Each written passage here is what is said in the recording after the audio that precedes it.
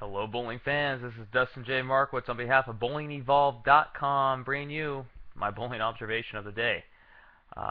As some of you may or may not know, I do a bit of writing still, and if you are a friend of mine on Facebook, you've noticed that I've posted a few bowling observations, simply based on my experiences in bowling and things that I see going on with the sport that I found relatively interesting.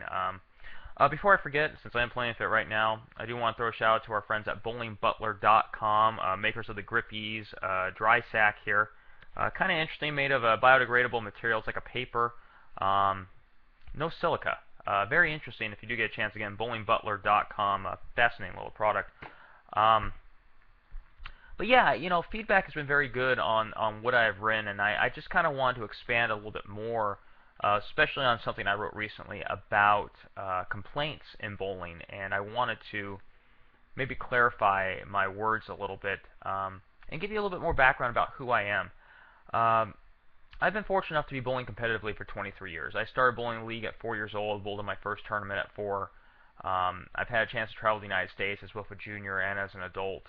I've bowled in some big money matches, and I've lost some horrific, easy, quote-unquote, local tournaments.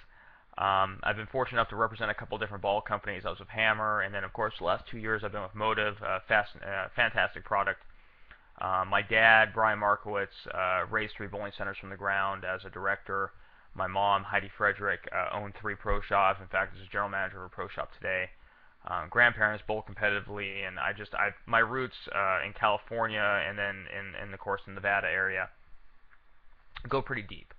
And I've been kind of fortunate in that I've been able to grow up in the modern era, yet because of my family and friends, I've gotten I guess you could say, a secondhand experience of what the old school mentality was in bowling.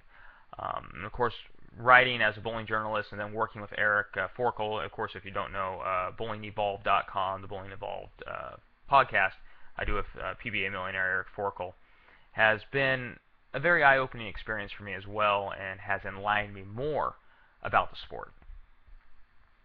With that being said, I kind of wanted to touch base real quick on, again, what I talked about with complaints in bowling. It was misconstrued by a few people that have actually written to me that I was saying that bowlers don't have the right to complain about things that they see wrong in the sport. And the truth is, it couldn't be further from the truth of what I was trying to say. Basically, I believe that bowlers need to speak up more. If you see something wrong, be it with your association, the PBA, whatever the case is, you should speak up, most definitely. It's just too easy, though, to point the finger and say, hey, you're wrong. The whole idea is that we want to see change, but we have to have an idea of where that change is going to come from. It's too easy to complain, not easy enough to fix things. Do I think everyone has the answers? Every individual? No. But at least you know that there are people that can find those answers, and that we have these ideas of where it should go. You don't just complain for the sake of complaining, because if you're doing that, all you're doing is making yourself miserable, the bowlers around you miserable, and you're basically paying week in and week out, be it in league or tournaments, to be miserable. Why? There's no point. So, what I'd like to get into is that, for example, in fact, I just had a conversation the other day about handicap systems. One of my things is I believe very much in scratch bowling. I think scratch bowling should be prominent. I think handicap should be radically reduced, and that to bring legitimacy back to the sport of bowling, that you need to have a playing field more set along other sports. You don't see, for example, a high school player playing basketball against a NBA basketball player. You don't see a college hockey player playing against a guy in the NHL. So why do we have a 155 average bowler bowling against a 235 average bowler? It doesn't make a lot of sense. I think scratch bowling is great.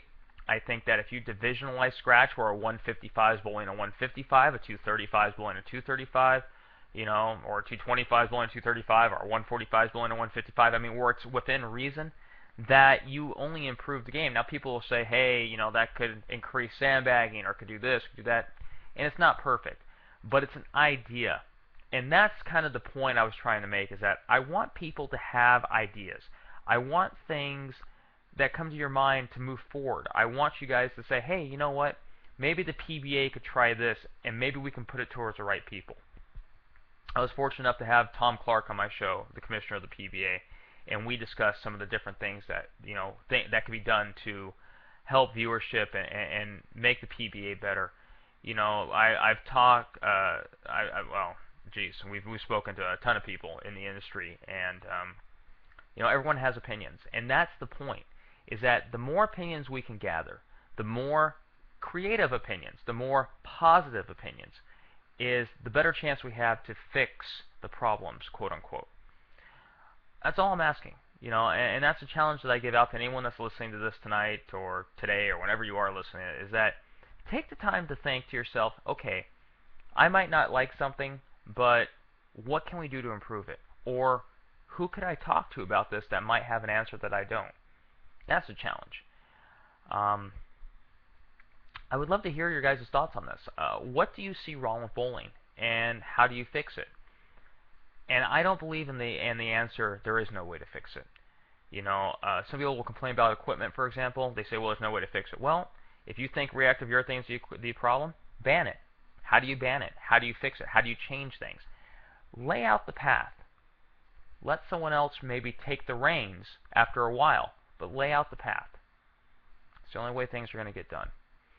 Again, feel free to respond to this posting. Of course, you can always email me at bowlingevolved@gmail.com. Post on my Facebook page, which is just look me up, Dustin Markowitz. More than happy to add you and talk to you. Of course, on our Bowling Evolved page, which is facebook.com/bowlingevolved, or obviously on bowlingevolved.com. Also, a big shout out real quick to Jet Bowling and their contest are running on our Facebook page to win a new Jet Burner bowling ball. If you do get a chance, please check that out. But again, the challenge is laid out. What are you going to do? Have a great night.